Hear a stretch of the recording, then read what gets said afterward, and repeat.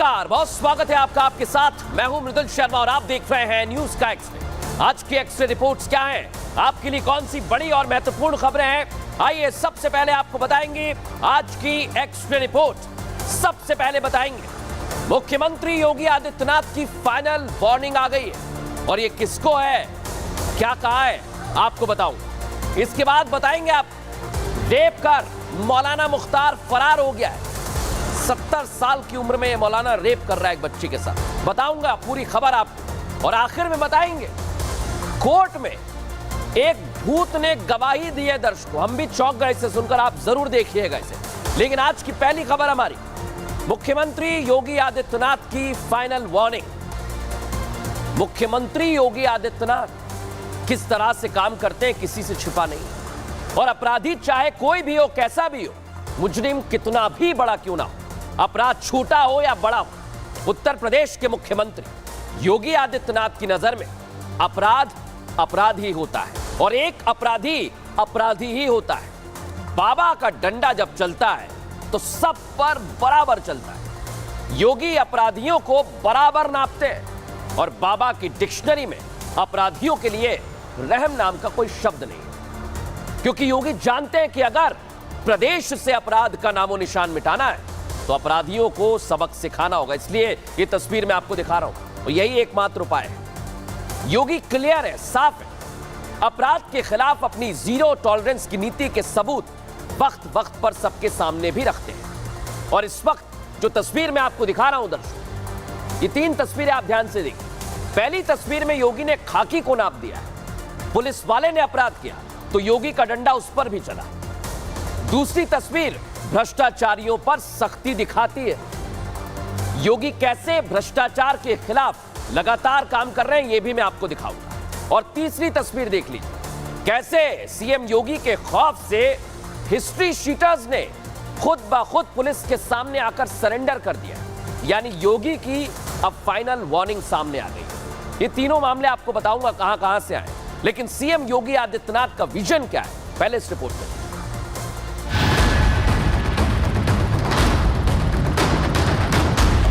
पेशेवर अपराधी आज गले में तख्ती लटका करके जान की भीख मांगने के लिए मजबूर होते हैं और ये कहते हुए सुना होगा कि जान बकस दो, मैं ठेला चला करके पेट भर लूंगा लेकिन अपराध नहीं करूंगा।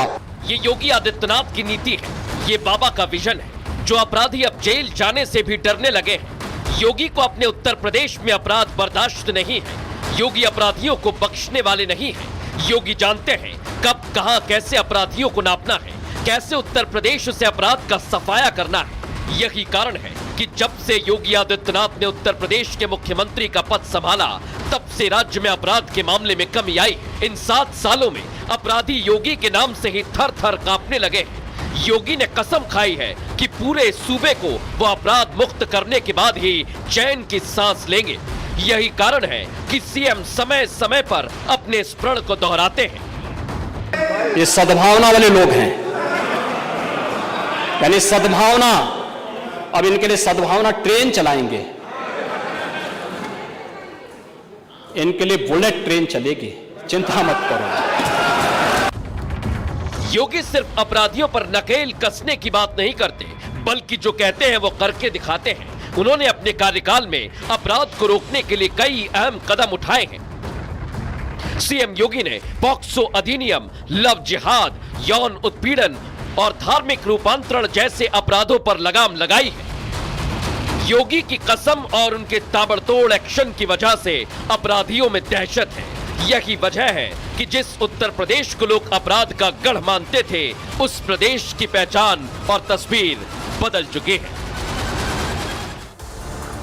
देखा दर्शकों, आप सीएम योगी आदित्यनाथ की कथनी और करनी में बिल्कुल फर्क नहीं है। योगी जो कहते हैं वो करके दिखाते हैं और इसी का नतीजा है दर्शकों कि आज हिस्ट्री शीटर खुद सरेंडर कर रहे हैं। देखिए आप लाइन में लगकर, किसी भी तरह के अपराध में शामिल बदमाश जानते हैं कि आज नहीं तो कल योगी का डंडा उन पर चलेगा ही चलेगा।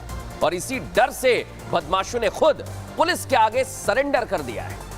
हरदोई में 74 हिस्ट्री शीटर्स ने अतरौली थाने पहुंचकर लाइन लगा के हाजिरी लगाई दर्शक। ना सिर्फ उन्होंने यहां आत्मसमर्पण किया, सरेंडर किया, बल्कि इसी के साथ इन अपराधियों ने कभी ना अपराध करने और अपराधियों संरक्षण ना देने की कसम तक खा ली है। इसका मतलब साफ है, योगी की जुबान से निकले हुए शब्द बहुत होते हैं, आरोपी कांप उठते हैं। अपराध जगत में गुनाह करने वाले ये बदमाश जो मैं आपको दिखा रहा हूं, लाइन में कैसे लगे हुए हैं सीएम योगी के एक बोलने के बाद, यानी योगी इन्हें छोड़ेंगे नहीं। इसलिए तो प्रशासन की कार्रवाई और पुलिस की गोली से अपराधी डरे सहमे हैं। कई अपराधियों ने तो अपराध और अपराध की दुनिया से तौबा कर ली है, दर्शक, तौबा कर ली है। लेकिन कैसे इस पूरे मामले में कार्रवाई की गई है, पुलिस के अधिकारी क्या कह रहे हैं, सुनवाते हैं। एक अभियान चलाया जा रहा था, उसी क्रम में थाना तरौली क्षेत्र के 71 रजिस्ट्रेटरों को थाने पर बुलाया गया एवं प्रभावित निरीक्षक तरौली द्वारा उन्हें अपराध से दूर रहने के लिए हिदायत दी गई एवं प्रत्येक महीने की निश्चित तारीख में थाने पर हाजिर लगाने को निर्देशित किया गया। तो देखा, अपराधियों की गर्मी उतर गई है, लेकिन कैसे कार्रवाई की जा रही है उत्तर प्रदेश में पिछले कुछ सालों में, सुन लीजिए, जान लीजिए। पुलिस मुठभेड़ में 178 बदमाश ढेर कर दिए गए दर्शक, और 23,000 से ज्यादा अपराधी गिरफ्तार किए गए। 2017 में 28 बदमाश मुठभेड़ में मारे गए। 2018 में योगी राज में 41 अपराधी ढेर कर दिए गए। 2019 में 34 अपराधियों का सफाया कर दिया। 2020 में मुठभेड़ में 26 अपराधी मारे गए। 2021 में 26 और 2022 में आंकड़ा 16 अपराधियों का धीरे धीरे कम हो रहा है। 11 मार्च 2023 तक 10 अपराधी मारे गए हैं दर्शकों। लेकिन आप सोचिए, योगी आदित्यनाथ लगातार कार्रवाई कर रहे हैं अपराधियों पर, लेकिन अगर कोई पुलिस वाला अपराध करता है तो उसका क्या हश्र हो रहा है, वो इस रिपोर्ट में दिखाता हूं।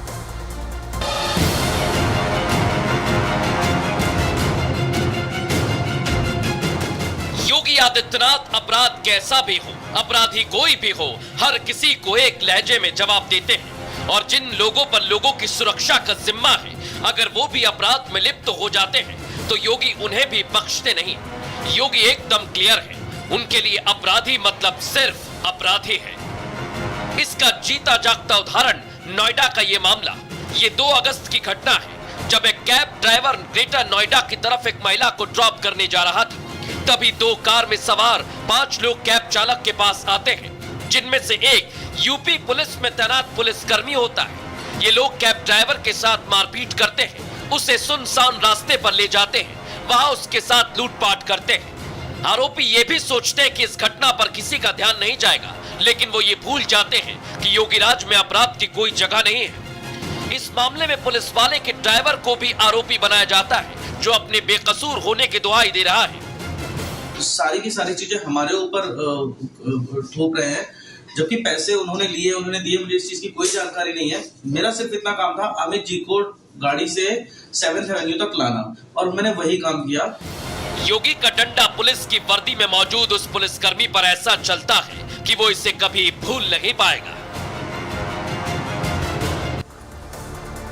सोचिए आप दर्शक, पुलिस अगर ऐसा करे तो उस पर कार्रवाई होना लाजमी है। लेकिन आज हमारे सामने केस आए, 2 केस। क्या कहते हैं वो, कैसे कैब ड्राइवर के साथ घटना घटी, आइए आपको दिखा देता हूं। एक पुलिस इंस्पेक्टर समेत 5 लोग कैब ड्राइवर के पास पहुंच जाते हैं। ड्राइवर की गाड़ी को चारों तरफ से घेर लेते हैं। कैब ड्राइवर को डराते हैं, धमकाते हैं और नीचे उतारते हैं। कैब ड्राइवर के साथ आरोपियों ने अभद्रता की दर्ज। आरोपियों ने ड्राइवर को सुनसान रास्ते पर ले जाकर उसके साथ लूटपाट, ड्राइवर से मारपीट तक की और 7,000 रुपए छीन लिए। ड्राइवर ने कहा खर्च करने के पैसे नहीं है, इस तरह की दलील दी, तो आरोपियों ने 500 रुपए देकर ड्राइवर को वहां से भगा दिया। और पीड़ित ने इसके बाद पुलिस कंट्रोल रूम में जाकर मामले की शिकायत की। वर्दी पहने पुलिसकर्मी गौर सिटी 1 पर तैनात दरोगा निकले। सोचिए आप, दरोगा। पीड़ित ड्राइवर ने पुलिस चौकी पहुंचकर शिकायत की। चौकी प्रभारी ने ट्रेनी सब इंस्पेक्टर को बुलाकर पहचान कराई। सिटी चौकी इंचार्ज पर समझौते का दबाव बनाने के भी आरोप लगे। यानी पीड़ित ड्राइवर ने इसके बाद आगे शिकायत की, यानी पुलिस कमिश्नर से शिकायत की। लेकिन अब एक्शन क्या हुआ इस घटना के बाद? जैसा हमने कहा, सीएम योगी अपराध को अपराध की तरह देखते हैं। पुलिस कमिश्नर ने मामले की जांच एसीपी 2 बिस्टक को सौंपा।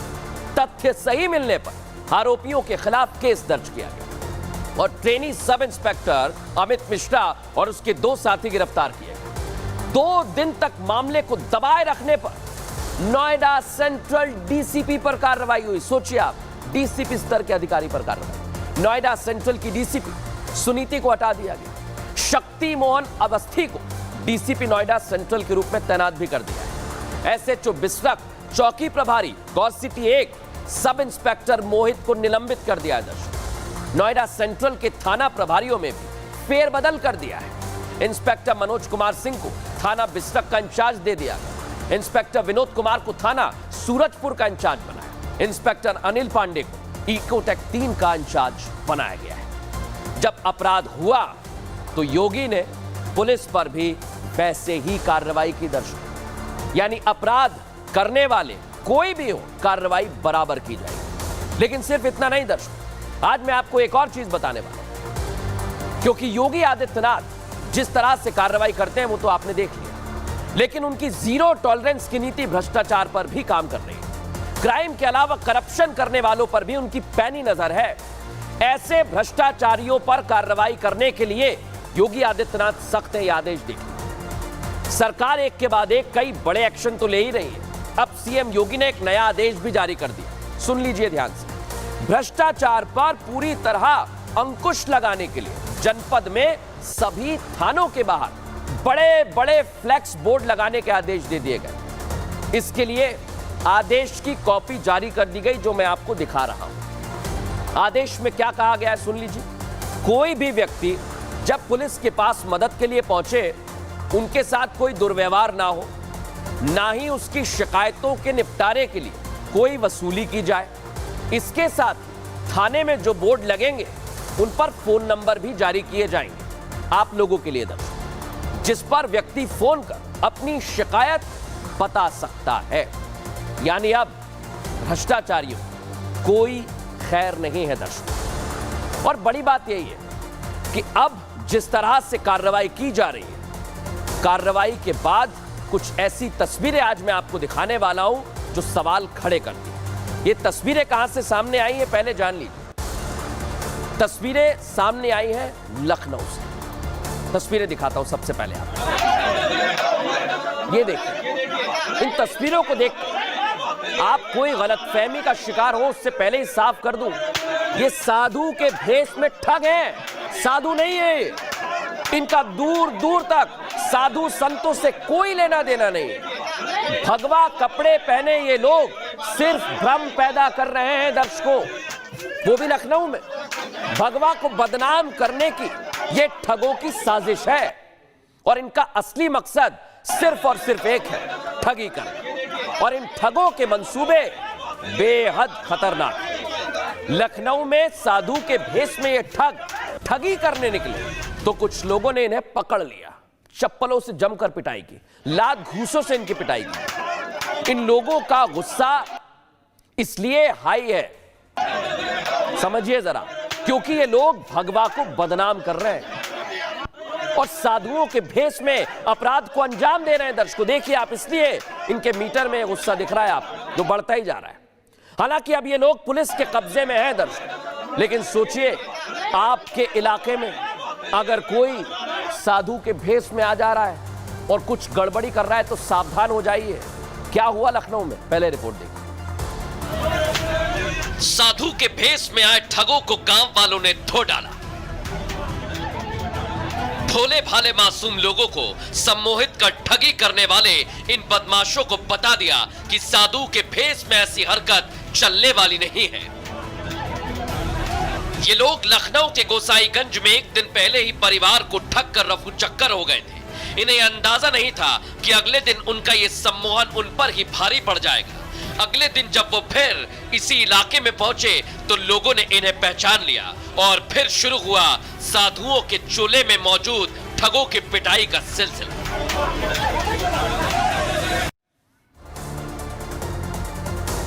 देख लिया दर्शकों आपने, लेकिन आप सोचिए, सम्मोहन कर लूट रहे थे, बहरूपीय थे, सामने आ गए।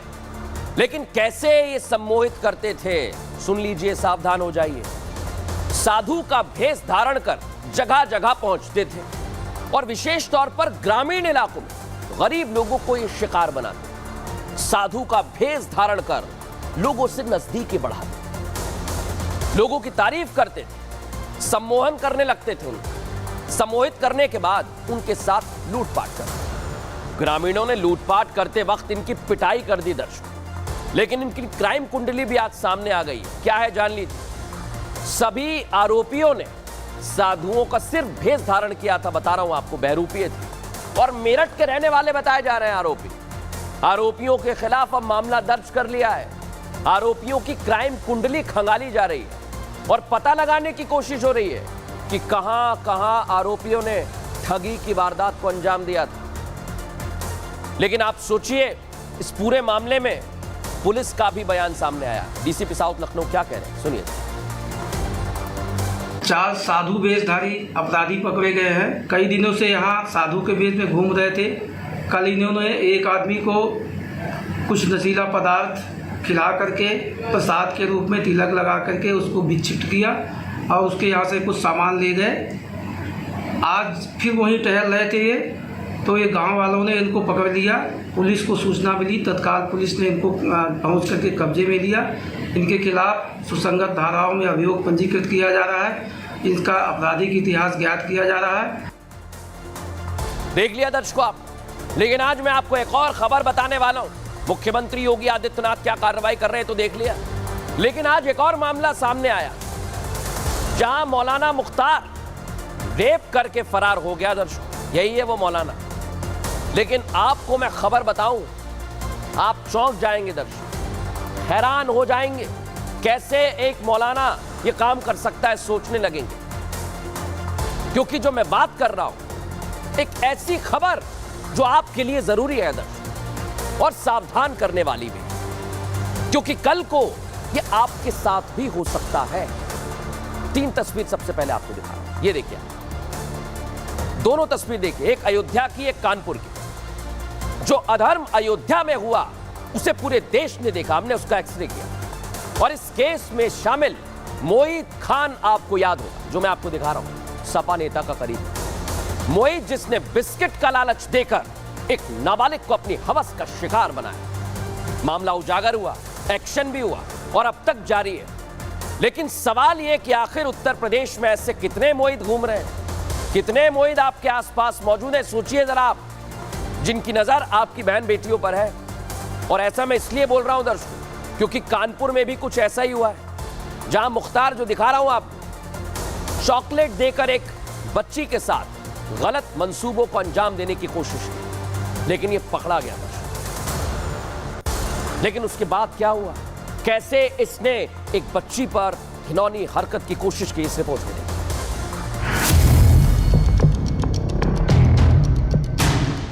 तस्वीर में दिख रहे इस शख्स की शक्ल पर मत जाइए, इसकी उम्र पर मत जाइए।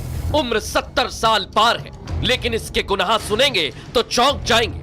सोचने लगेंगे कि जिस उम्र में लोग ऊपर वाले की इबादत करते हैं, उस उम्र में इनका दिल जवानी जैसा धड़क रहा है। नाम मुख्तार है, पेशे से मौलाना है, लेकिन इसने अपने ही पड़ोस में रहने वाली मासूम बच्ची को चॉकलेट का लालच देकर दुष्कर्म की कोशिश की। लेकिन वो नापाक मंसूबों को अंजाम दे पाता, उससे पहले स्थानीय लोगों ने उसे पकड़ लिया। लेकिन वो लोगों को चकमा देकर फरार हो गया। मामला सामने आने के बाद थाने के बाहर लोगों की भारी भीड़ जमा हो गई। आरोपी मौलाना मुख्तार के खिलाफ पीड़ित की मां ने शिकायत दर्ज कराई है, लेकिन वो फरार है। गिरफ्तारी के लिए तलाशी अभियान चल रहा है, कई टीम एक्शन मोड में है। लेकिन खबर के बाद लोगों में गुस्सा है, तो सवाल है कि आखिर कितने मोहित और मुख्तार इस समाज में मौजूद हैं। देख लिया दर्शकों आपने, इसलिए मैंने कहा था कि आपको सावधान करने भी आया हूं, कैसे इसको पकड़ा। और आपको यह जानना चाहिए जो आज केस में आपको दिखा रहा हूं, क्योंकि स्थानीय लोगों ने इसे पकड़ लिया तो ये गिड़गिड़ाने लगा, और जैसे ही पकड़ा तो रहम की भीख मांगने लगा और कहने लगा, मजहब का वास्ता देकर हाथ पैर जोड़कर, कि मुझे छोड़ दो। लोगों से खुद को छोड़ने की मिन्नतें करता है बार बार। लेकिन क्या हुआ दर्शकों, जैसे ही मौका मिला वहां से फरार हो गया। फरार होने के बाद केस 2 आपको दिखा रहा हूं, क्योंकि पुलिस अब एक्शन में है। मौलाना मुख्तार के खिलाफ एफआईआर दर्ज कर ली गई है। तलाशी के लिए पुलिस की कई टीम बनी है और अलग अलग जगह पर सर्चिंग की जा रही है। इलाके में पीएसी तक तैनात कर दी गई है और जो आसपास बॉर्डर का इलाका है वहां पर भी चेकिंग बढ़ा दी गई है, क्योंकि मौलाना अभी फरार चल रहा है। सोचिए आप दर्शक कि इस तरह से एक बच्ची के साथ कर ये मौलाना फरार हो गया। सुनिए जरा क्या कुछ कहा। एक 70 वर्षीय मौलाना मुख्तार जो मोहल्ले में रहते हैं, उन्होंने पड़ोस में रहने वाली एक बच्ची 7 वर्षीय बच्ची को चॉकलेट के बहाने अपने घर में बुलाया और एक गलत काम करने का प्रयास किया, जिसे एक व्यक्ति ने देख लिया और तुरंत पकड़ लिया। बच्ची बिल्कुल स्वस्थ है, सुरक्षित है और जो अभियुक्त है उसकी गिरफ्तारी के लिए कई टीमें गठित की गई। लेकिन मौलाना जिस हरकत को अंजाम दे रहा है, आप सोचिए कि मौलाना होकर क्राइम कर रहा है। कैसा इसका खुलासा हुआ दिखा रहा हूं आप। मौलाना मुख्तार पर लोगों के गंभीर आरोप सामने आए कि पहले भी ये मौलाना रेप करने के आरोप में, दुष्कर्म की कोशिश करने के आरोप में सवालों के घेरे में, 3 बच्चियों से रेप की कोशिश का इस पर आरोप लगा है। सोचिए आप दर्शक, मौलाना के खिलाफ कोई सबूत नहीं मिले, बदनामी के डर से मामले को दबा दिया गया, लेकिन अब यह फरार चल रहा है और इसे पुलिस पकड़ रही है। सोचिए दर्शकों, लेकिन आगे बढ़ूं उससे पहले आज एक तस्वीर आई है जो सत्ता की अनक और सत्ता के नशे को दिखाती है। देख लीजिए दर्शकों, ये वीडियो सोशल मीडिया पर तेजी से वायरल हो रहा है। एक दूसरे को लोग शेयर कर रहे हैं अपने मोबाइल पर। देखिए वीडियो उज्जैन के महाकाल लोक का है दर्शकों, जहां एक नेताजी का बेटा 1-2 नहीं बल्कि 3-3 गाड़ियों के साथ परिसर में घुस गया। देखिए, और नेताजी कोई और नहीं बल्कि देवास सीट से बीजेपी के विधायक गायत्री राजे पवार है, जिनके बेटे विक्रम सिंह ने ये सब किया है। हालांकि जैसे ही नेता पुत्र परिसर में घुसे, वहां मौजूद कलेक्टर और एसपी ने एक्शन भी ले लिया और तीनों गाड़ियों को जब्त कर कार्रवाई शुरू कर दी।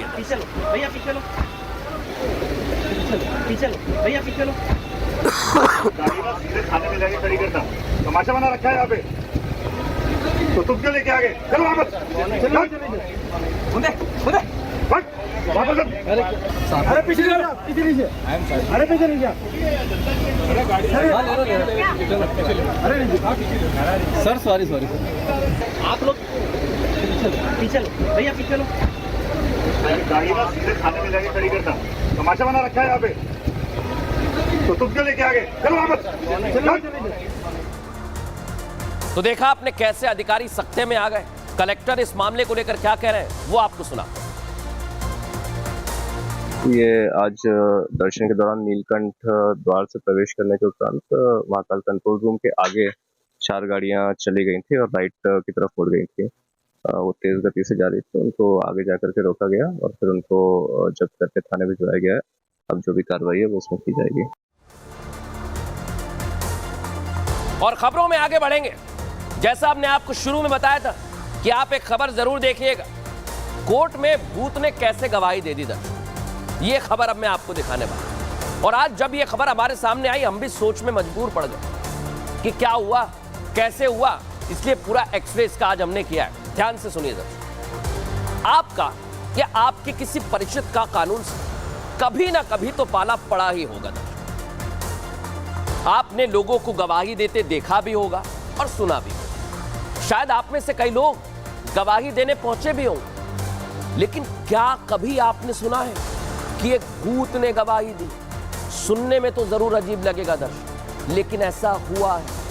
भूत ने बाकायदा अपनी शिकायत लिखवाई, उसकी शिकायत लिखी गई और तो और कोर्ट तक पहुंच गई। जब से यह मामला सामने आया है, हर तरफ सिर्फ यही चर्चा है दर्शक। लोग उस भूत के बारे में जानना चाह रहे हैं, उसे देखना भी चाह रहे हैं। तो मैं आपके लिए फिर बता दूं कि आज इसका पूरा एक्सरे मैंने किया है। लेकिन सबसे पहले आपको बताता हूं यह घटना कहां से सामने आई है, हुआ क्या, इस रिपोर्ट में समझ।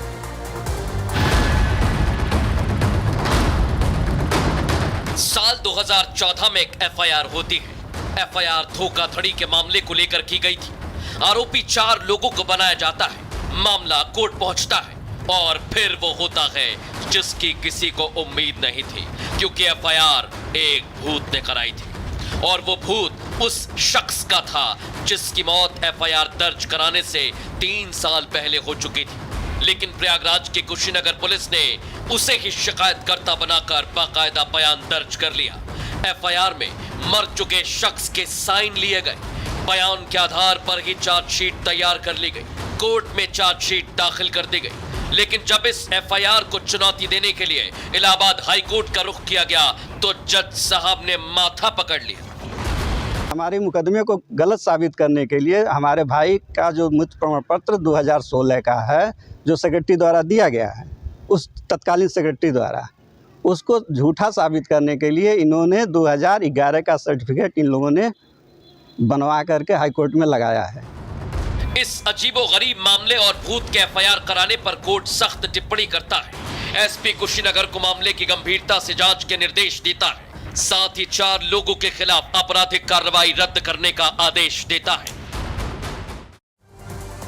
दर्शकों, अभी भी यह मामला आपको पूरी तरह समझ नहीं आया होगा, लेकिन मैंने इसके केस की स्टडी की। हमारी पूरी टीम ने आपके लिए केस तैयार किया है। ध्यान से सुनिए क्या हुआ। प्रयागराज की कुशीनगर पुलिस का यह पूरा का पूरा कारनामा है। भूत की शिकायत पर पुलिस ने एफआईआर दर्ज की। थाने में पुलिस वालों ने भूत की गवाही तक ले ली। दर्शकों, इतना ही नहीं, यहां एफआईआर में भूत के साइन भी करा लिए गए और भूत के बयान के आधार पर चार्जशीट तक तैयार की और फिर भूत की शिकायत को इलाहाबाद हाई कोर्ट में चुनौती दे दी गई। चार्जशीट को पुलिस ने कोर्ट में पेश कर दिया। एक भूत कर रहा था सब, सवाल खड़ा होता, लेकिन क्या हुआ, जज ने माथा पकड़ लिया। चार्जशीट देखकर पुलिस से सवाल किए कि किस आधार पर पुलिस ने मामले की जांच की। मरे हुए शख्स को शिकायतकर्ता बना दिया। एफआईआर कैसे की? 3 साल पहले शख्स मर चुका तो बयान कैसे लिया गया? एफआईआर में 2011 में मर चुके शख्स को शिकायतकर्ता बनाया और मौत के 3 साल बाद 2014 में पुलिस ने एफआईआर दर्ज की। कोर्ट ने कुशीनगर एसपी को जांच का जिम्मा दिया है। आपराधिक केस की कार्रवाई कोर्ट ने रद्द कर दी। यानी आप सोचिए कि पुलिस की गलती से ये सब कुछ हो रहा है। एक मरे हुए शख्स की गवाही तक ले ली गई। सुनिए जरा क्या कुछ कहा।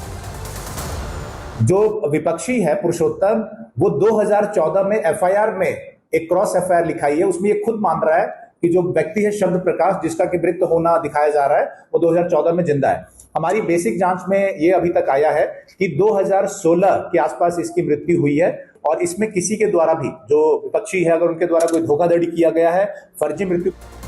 तो देखा, पुलिस अब इस मामले की जांच कर रही है। बहरहाल न्यूज का एक्सरे में फिलहाल इतना ही। कल फिर हाजिर होंगे रोचक और जानकारी भरी खबरों के साथ। नमस्कार।